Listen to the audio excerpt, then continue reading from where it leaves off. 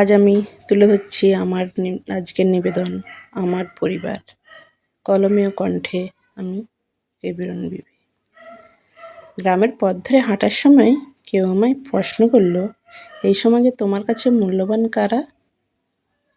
আমি এক নিঃশ্বাসে জোর গলায় বললাম, সবারই হওয়া উচিত, আমারও তা, আমার পরিবার। এত কিছু থাকতে আবার শুধু পরিবার কেন?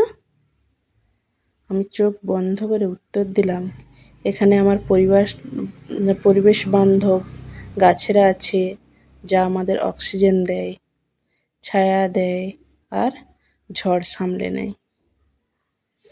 এবার বললেন, তাই নাকি? আপনি দারুণ মজাদার ব্যক্তি তো, কীভাবে সেটা বললেন? এখানে রাজনীতির মঞ্চ আছে কিনা তা একটু বলবেন কিন্তু, আমি শুধু শুনতে চাইছি।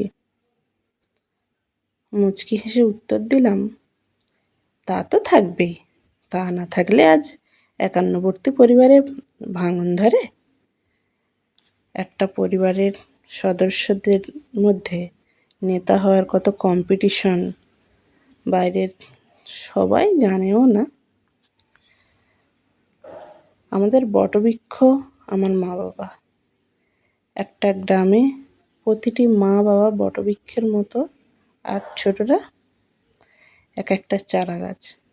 বৃক্ষ গাছগুলো কেটে দিলে আমাদের মতো পাখিদের বাসা যেমন ভেঙে যায়, আবার চারা গাছগুলো আমাদের বৃক্ষগুলোর মতো অক্সিজেন দিয়ে বাঁচিয়ে রাখে প্রতিটা প্রাণ। এগুলো কেটে দিলে আমাদের ঝড় সামলে নেওয়ার কেউ থাকবে না, মাটি আঁকড়ে থাকার।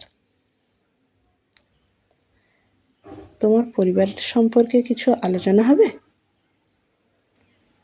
আমার পরিবার একটা বাংলার রাজত্বে ভরা, যেখানে ইকো পার্কের মতো সদস্যরা বাস করে। আরাবল্লীর মতো বিশাল পাহাড় আমার গার্জেন। গাছ কেটে নিঃস্ব করলে হয়তো কিছু টাকা পাওয়া যায়, কিন্তু জমানো সম্পদ আর কতদিন চলে? আমি অক্সিজেনের অভাবে দুর্বল হয়ে পরিশ্রম করার মানসিকতা হারিয়ে ফেলি, পুষ্টির অভাবে। আর কিছু বলুন শুনি, কি বিপদে থাকে মানুষজন? অভাব যেন বিশ্ব উষ্ণায়ন, ভূমি দুর্বল হয়ে যায় ক্রমশ। একসময় প্রাকৃতিক এই পরিবর্তনে বিশাল ভূমিকম্প ডেকে এনে ধ্বংসের স্তূপ গড়ে ওঠে। বুঝলেন?